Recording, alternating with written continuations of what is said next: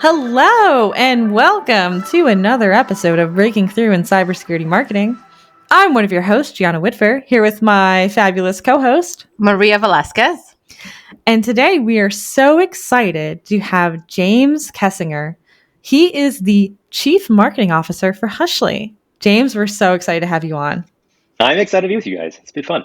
All right, James. So before we get into our meaty topic, which is covering all sorts of things, including ABM, customer success, personalization, experiences, website experiences, can you talk and give us some context on what you do at Hushly and what Hushly does? Yeah, sure. So, and thank you. It's great to be on as well.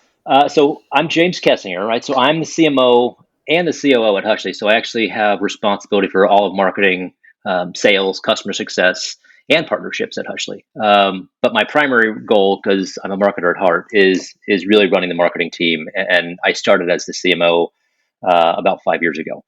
And so Hushly has evolved as well. So we've gone from a single product, which was really just how do we prevent people from bouncing off of your page, right? So we called it abandonment capture. And we used really cool technology to basically just offer the content they came to see and let you kind of scroll through it and re-engage with that content and help people convert. And it worked great. But it's evolved. And so now we really are more of an all-in-one buyer experience and conversion platform. And I say this because now we offer so much technology, and it's the critical elements of those technologies, right? So it's website personalization, it's content personalization, it's the capture aspect of it, and of course all the analytics. And what you're able to go do as the marketer, as a cybersecurity marketer, is you can gain your efficiencies and productivity, get scale, and you get to offer rich, personalized, connected experiences to your customers. And so whether that's going to be through account-based marketing, if it's demand gen stuff you've got going on, and all the way into, which we'll talk about in this episode, really is around the customer success. So really it's about how does that kind of blend all together. Well, I think we have a really meaty and interesting topic to discuss today, one that everybody is kind of talking about right now. I'm seeing a lot of mentions of the bowtie funnel, right?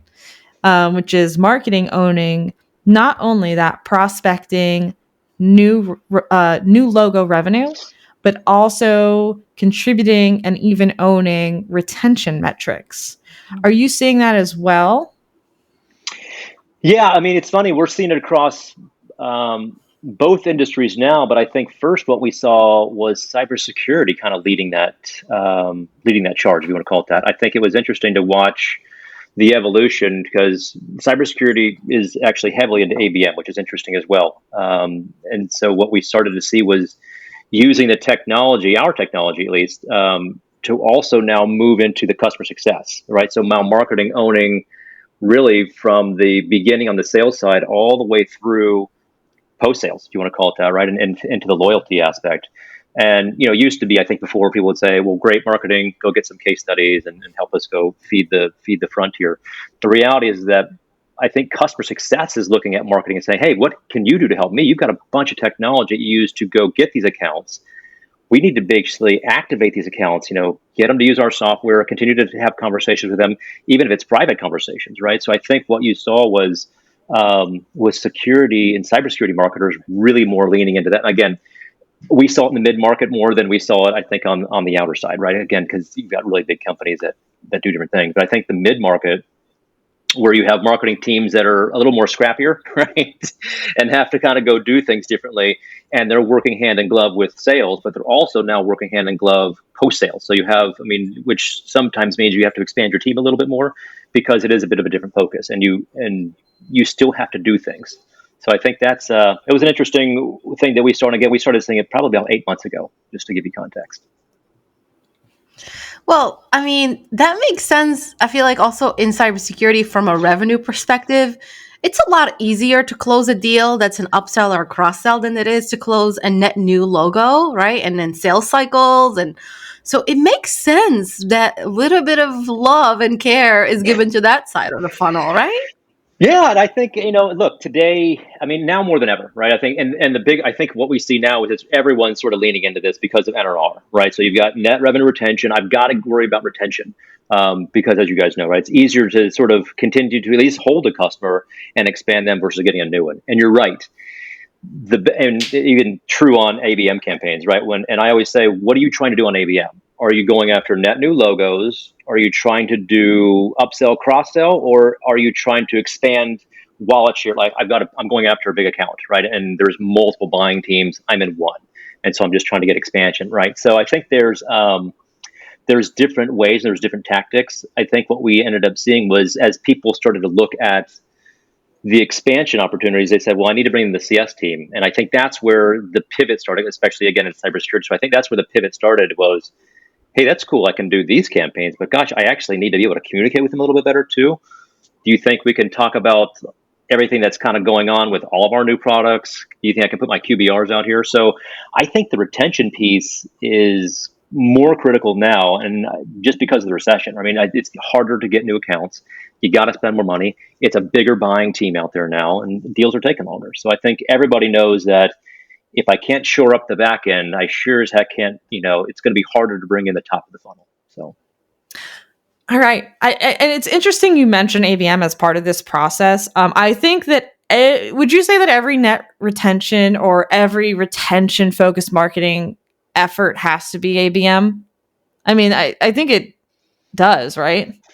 Or it is, or it by It definition is. is. Yeah, I think it is, honestly, by definition, because you really are. I mean, you're talking to the account at the end of the day. So that's kind of what you're trying to go do. Is you're not in market accounts where I'm going to go choose and I have a message for these folks. You already have the account, and hopefully your CSM knows what's going on, and they have a good understanding of what some of the needs are. So I think it becomes ABM in the sense of instead of trying to send them back to the website to go, oh, we've got a new product here, go to the website. You continue to keep them in an area that is just for them, right? So your message should be pretty curated. Everything you're doing should be pretty curated. So in that sense, it is ABM.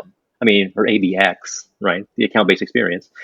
So I think that's for me is sort of where the critical juncture is you don't, marketing didn't go away. I think that now it just the technology allows marketers, I think, to work further into that post-sale activity. And I imagine the typical sales and marketing alignment in pre-sales is different post-sales, right? What are the critical teams that need to come around the table with full buy-in for ABM to work from an account-based experience perspective for current customers? Yeah, I mean, from that perspective, and again, it largely depends on how you're set up and how complex your product is. I mean, most of the time, and I can only speak, from what I see, right? So I think for us, it's you've got to have your customer success team, right? The account team, if the account team is doing renewals, then they still need to be involved, right? So if there's an account rep so if you don't have that and your CS team does renewals, then largely the rep goes back to hunting and that's it. You don't really see that person again. So it depends on the dynamics, and then the rest of it on the customer side is going to be users, right? So you still need the users in there because they're the ones that you're going to want to educate and get through. You have the buying team, hopefully, already captured, right? And it's just a matter of how do you continue to communicate with them. And for that perspective, here's not your onboarding document and stuff.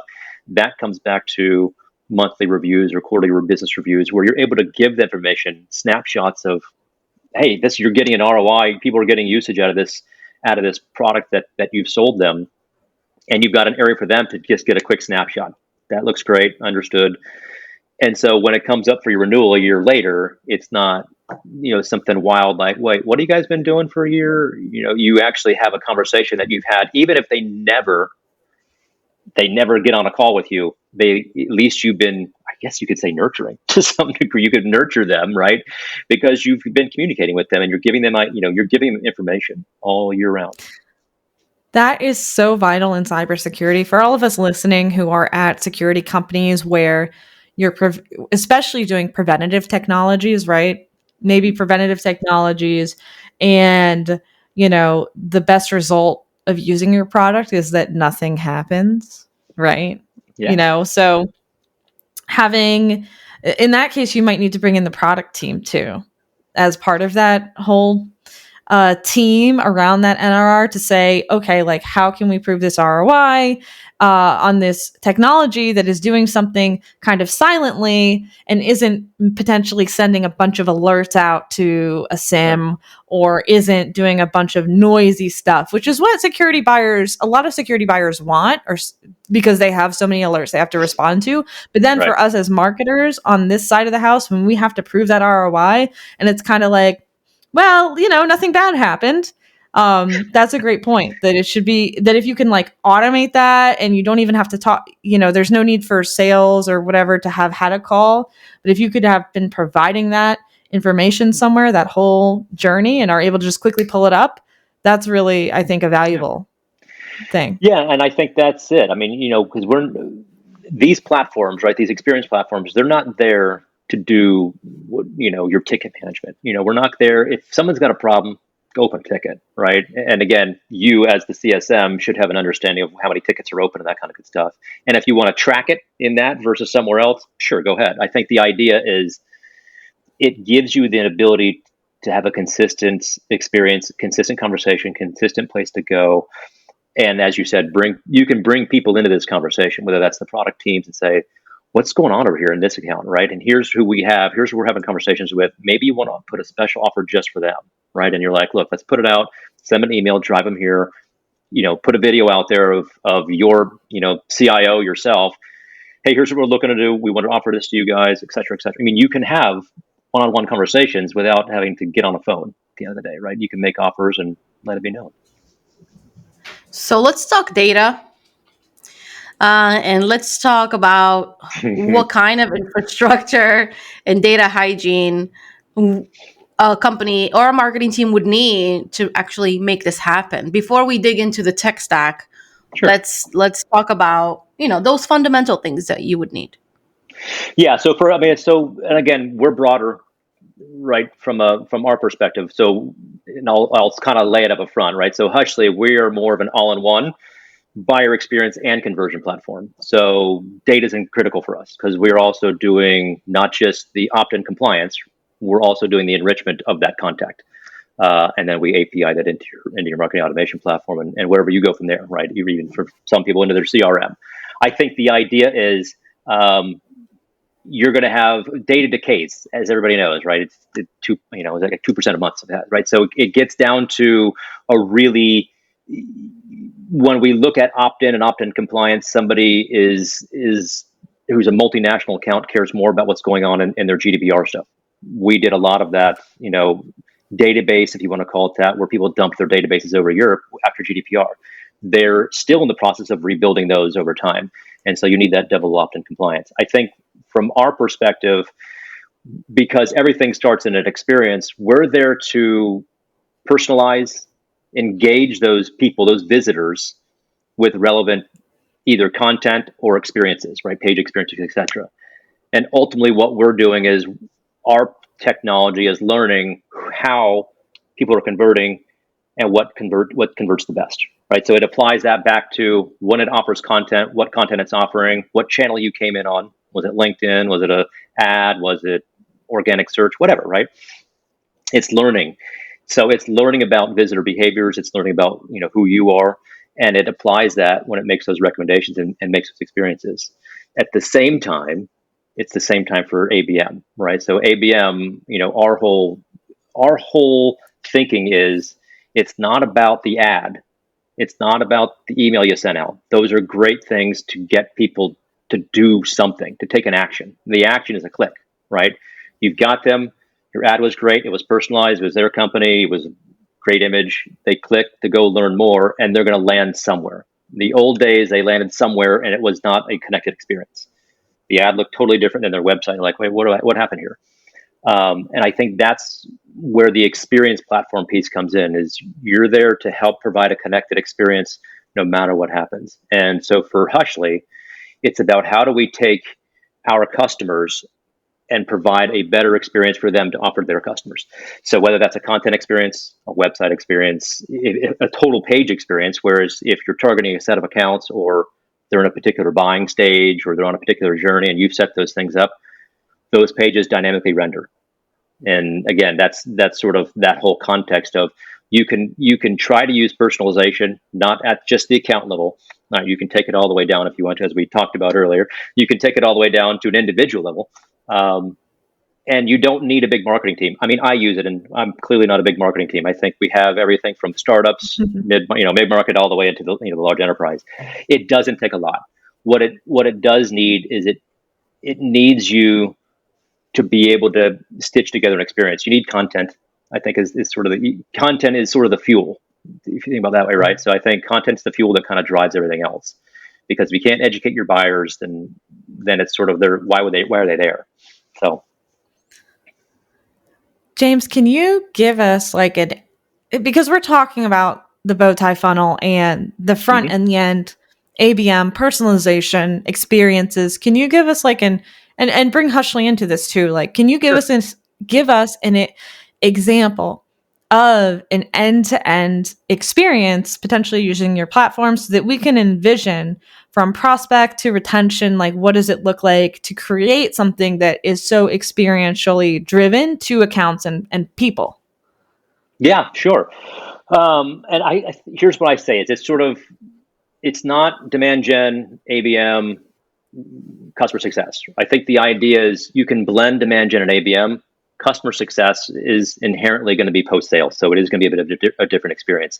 But the idea is if you brought somebody in, you can use that exact same page template and then just change the rep to somebody else. And instead of now being the buying team that does it, it's now going to be the buying team plus the actual users of the product, your product.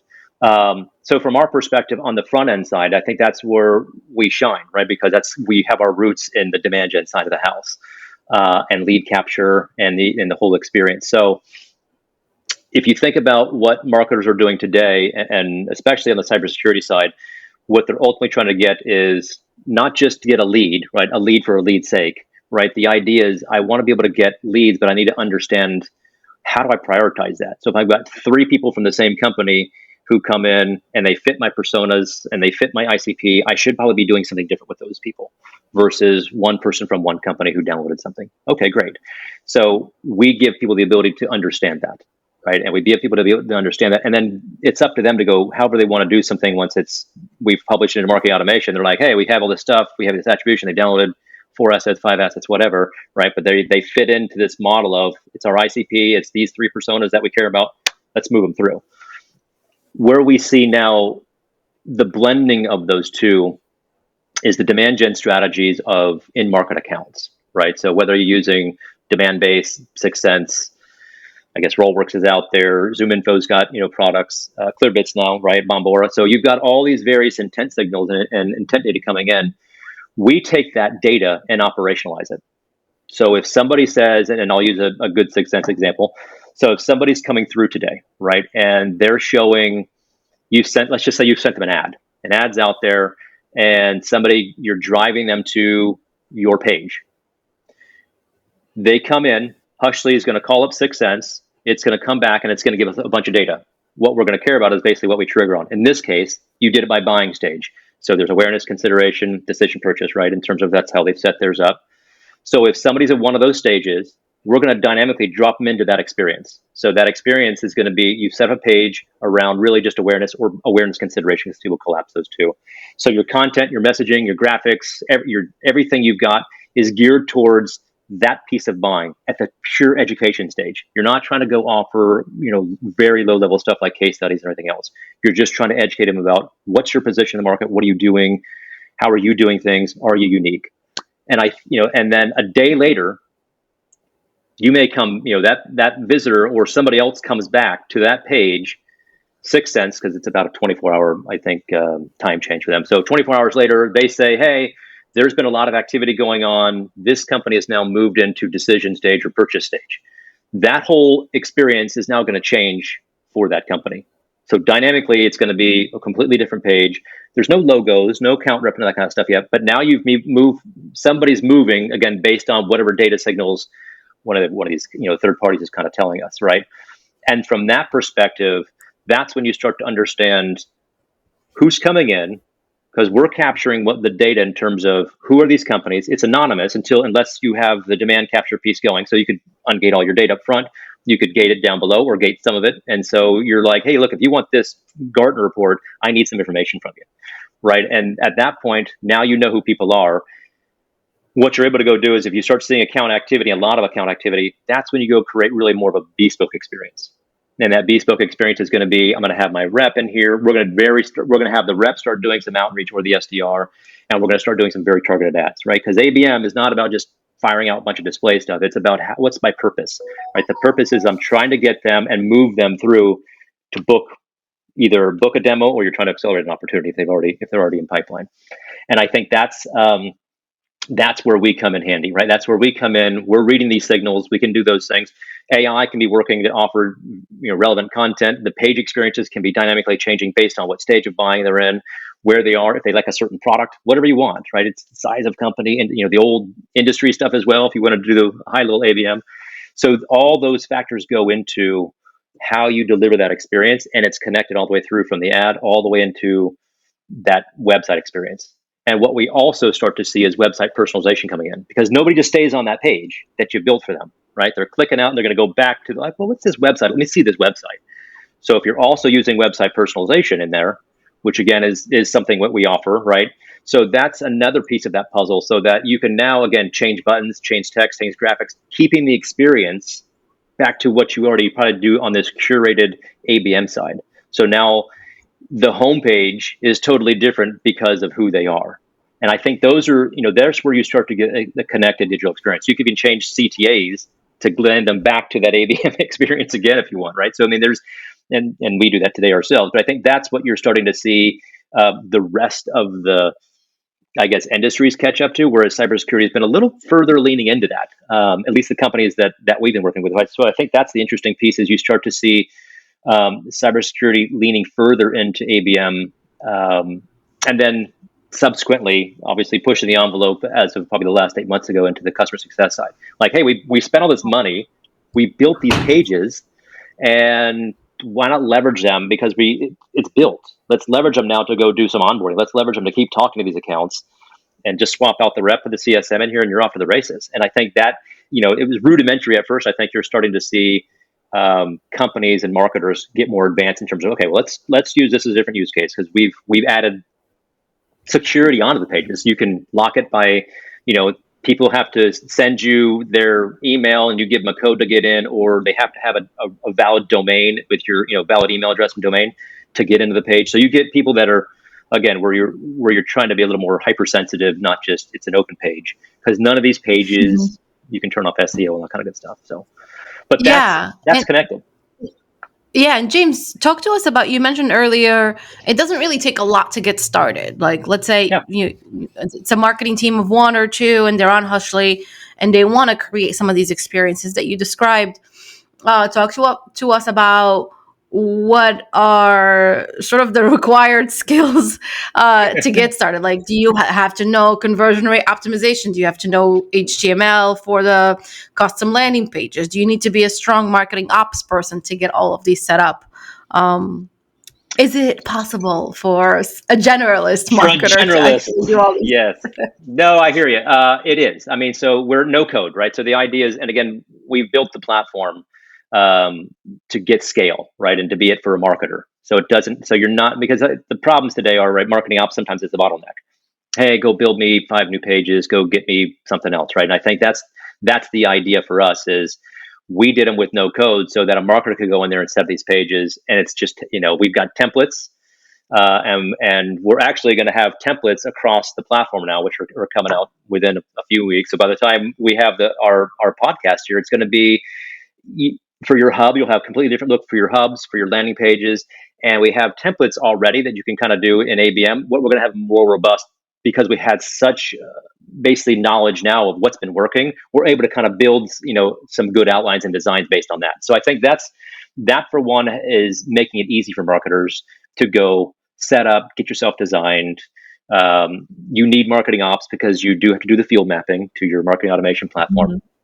and select the fields. You have to set in your minimum data requirements, put your brand, so you need the brand team, right? What's your brand guidelines? You got to load up your fonts and all that. So there's some basics that happen, which is normal onboarding. But generally, I think the biggest pieces are the content marketers, right? Because you need an asset taxonomy, right? So one of the cool things that we've got are when you load content in, you should have your catalog fields and your tags and all kind of stuff, because what we're doing is we're going to take your assets and we're going to auto topic tag it. So if it's, let's just say it's cybersecurity, I've got something on SaaS versus endpoint versus whatever. I'm talking about different topics within there, right? And it's going to read that content and we're going to weight it. So it's going to say it's 10% about this, 30% about that, and whatever else, right? So you're going to have three topics and give you weighting on it. So now as a marketer, you can start to understand what content is being read and engaged with. And if you start to see that level of stuff, then you have an understanding of what do I need to be writing more of. And you can also see where you have gaps as well, because we have basically a lineup of here's all the topics that we're covering that you care about. You have 10% of your entire library covers this topic. Well, that's probably, you should maybe go write a little more in there, right? So that's the cool stuff. It doesn't take much. If you set it up right, you can have, we have field marketing teams using it just for ABM. We have demand gen marketers who are using it for sort of demand gen things, whether that's the content hubs, the landing pages. And I think the content marketers, it gives them the ability to continue to work in their CMS or their DAM, right? And we just need a public URL. So if you make a change, we're going to catch those changes. So I mean, it allows you to be pretty flexible and not break a lot of your processes. And we integrate with what you care about, right? Whether that's going to be your marketing automation platform, if it's going to be your analytics platforms, if it's going to be your CRM, we're pumping data wherever you want to kind of take that data. Your RevOps platforms, as you know, those are now sort of the new analytics platforms. So yeah, I think that the marketing team doesn't have to be big, and you don't have to take everything at the end of the day, right? You don't have to do website personalization. So you can do things as you see fit. None of it's hard. It's like it's drag and drop stuff, and makes it easy for you. I think the cool thing about the platform is the two top things that are, along with the fact that you can personalize to accounts and to individual Yeah. people, which is really cool. I think the two cool things about it are that it pulls data in, but then also gives you those insights so that you can make better decisions. Um, those are that, and then also the integrations and operations side of the house that matters a lot to us who are on Yeah. smaller teams, and that's really important. James, if you're willing, can you talk, because I know you eat your own dog food, right? So we're and we love looking at what other marketers are doing. Can you talk a little bit about how you, Hushly, are using Hushly at Hushly? Wow, I said Hushly a lot. At Hushly to maybe target, and you're a partner of ours, right? So you're Right. supporting the Right. Cybersecurity Marketing Society, and you have a big customer base in cybersecurity companies, marketers who at cybersecurity companies, and me and Maria and everyone listening can understand why, just because it's so difficult of Right. it's a It is. complicated industry with a lot of players. How are you using Hushly to maybe target cybersecurity marketers? I'd love to learn more. Yeah. So it's interesting. So cybersecurity is a big vertical for us. It's my number one vertical. So boy, this is gonna be funny. So right. So what I'm doing now from a complete go to market perspective, because this is probably more information than I'm sure my competitors would love to have. But so for me, is everything is targeting, right? So I've got stuff going out on LinkedIn. We're doing heavy ad, sort of traffic and that kind of stuff around the cybersecurity and all the firms in various countries. And I'm driving them to two things. And one is instant fulfillment through LinkedIn, right? And if you're using LinkedIn and you're not using their form, it's one of the highest converters out there. It really is. And what we do, but it's a lot of Gmails, right? 90% Gmails come through. We actually have a product which is I'm sort of the user of that one as well, which takes those Gmails. We pull them out of. I use HubSpot, so we pull them out of our HubSpot. We go enrich those. We do the human verification on those, and then we push them back into HubSpots. And again, now they're actual marketable contacts. So so a couple of my customers that are cybersecurity are now using that, and sort of it's a brand new product that we sort of just came up with, because for us it was an amazing converter, right? And driving somebody somewhere else from there, we just saw conversions go down. So I said, well, let's just go fix it by making sure we can enrich. So there's a whole digital thing that's happening on that front. And then on the other side of it, we've got our own. I use Bombora, so I'm using Bombora for my intent, and everything from all my targeting that happens. I have 30 topics that I care about, and you have to be looking at least three, and you got to throw a surge score of X, whatever, right? So for me, I look at that on a weekly basis, what's coming through, who are the new accounts that we've got that are showing up, and we begin to actively outbound against those. So both on the ad side as well as coming straight through back through there on the email side. So we have emails and sequences going, all that kind of stuff. Because right now I'm just trying to get you familiar with who are. You come to our website. I have turned on. So there's a couple things I have turned on. One is the website personalization. If you come in, you'll get a different experience based on who you are, or in terms of what, if you're cybersecurity, I guess would be the idea. So if you're coming in through cybersecurity, you'll get a different experience. And I've got a brand new cybersecurity page that I think is going live, or is live right now. That we also will be changing buttons. So it's like a hidden page, right? So we're going to basically just be talking directly to you about that. And some things I'm changing. Changing logos and that kind of stuff. So where you may see normal logos that we have for other big companies out there, I'm going to swap them out and put just the cybersecurity ones, because again, it's trying to be relevant for who you are. Case studies, right? We've got our cybersecurity case studies. I want to make sure those are a little more relevant coming in and more viewable. And then at the conversion layer, right? So when we're doing conversions, I'm looking through the lens of who's got the most engagement happening. And then we start doing outbound with our ABM pages. So we have our reps sort of doing outbound and driving them back to our ABM pages, which is different than my cybersecurity page, because that shows, here's my rep, please schedule a meeting with us, etc. And gets a little more personal, right? There's personal video in there and that kind of stuff. So there's different things that we're doing that are helping to drive that story and try to showcase what we're doing. I literally just created a brand new one pager for our event, for the RSA event coming up. So I have one just for cybersecurity because I've got a good story there. So I wanted to tell it.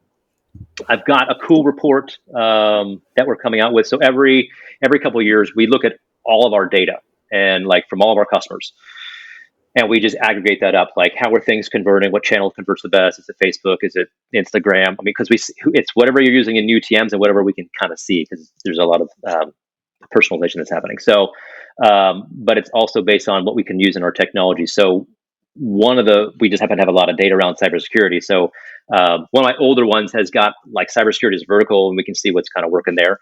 My new data I'm working on now will have it out, I believe, at the actually probably before RSA, believe it or not. So for us, that's going to be kind of fun, because I have a big cybersecurity vertical that I can share in terms of what's getting the best conversions, what channel gets the best conversions, which one's getting the most engagement, who engages with your content more but maybe doesn't convert, all kinds of fun stuff. So I will share that with the group, and once it does come out, just because I think it's kind of a fun read on, at least specifically for cybersecurity. I was going to say, and our members and our listeners are going to be the first set of eyes on that report, right? Hot off the press before anybody else sees it. Sure, yeah, I'm happy to do that. I'll give you a sneak peek. Nice. All right, and thanks for giving us a sneak peek under your stack too, James. That's always really fun. I love to look under the hood. Yeah. I think it's time for us to play our game. Maria, are you agree? All right, and this is a very contentious game because we were tied last year on it, and this year Maria is winning. So, although we have 49 more weeks. So this game, we are going to guess what you would be doing if you were not the CMO of Hushly or in marketing at all. So, James, I think you would be an F1 race car driver. And I didn't fully finish the rules, but that's my guess. Now Maria goes, and then you tell us who's most right, and then you tell us what the actual answer is. So, Maria? I think you're a really good storyteller. Definitely captivating. You had my attention there the entire time, even through those long thoughts and answers. So I think you would actually be great on TV, either some sort of reporter, or like a TV show, TV host, something like that. That's interesting. I'm not sure how to answer that one. You both Who have is more right? Yeah, who's wildly more different right or answers. who's more wrong? I mean, the newscaster one's interesting, or whatever you want to call it. I think the TV personality would be interesting. I do like the F1 aspect, though. That's an interesting one. Did I win? Fascinating. I think I'm going to be the F1. I think I go with F1. Yay! This is, I think, my first one of the year. It's like straight March. Like, Congrats. 2023 is finally good for you. so James, what would you be doing what would you actually be doing if someone said you cannot do marketing and you can't be in operations either? What would you be doing? Well, honestly, I would. What I love to do is tinker and go. I'd love to go out there and be the person that builds houses and designs these crazy things, and even if it means, or flipping a house. But I think that's cool to me. I think it's kind of fun. It wasn't where I started my career for sure. I was, believe it or not, on the undercover investigator side of the house. So here you go. Oh, I should have said, a TV reporter investigator. I don't know, an investigative reporter. I should have said that. NCIS, television, right? Or cops, right? There you go. Yeah, exactly. Okay. Well, thank you so much. Maria's rubbing her eyes in disbelief at the things that I continue to say. I lost for like one tiny detail. That's okay. No. All right. So, James, thank you so much for being on today. Where can people, we're going to drop a ton of links in the show notes, of course, but where can people reach out to you if they want to learn more? LinkedIn for sure. And that's just James Kessinger, or james@hushley.com. I'm there. Awesome. As always, give us a 5-star review, a very positive rating, and we'll see you next Wednesday. Thanks for listening.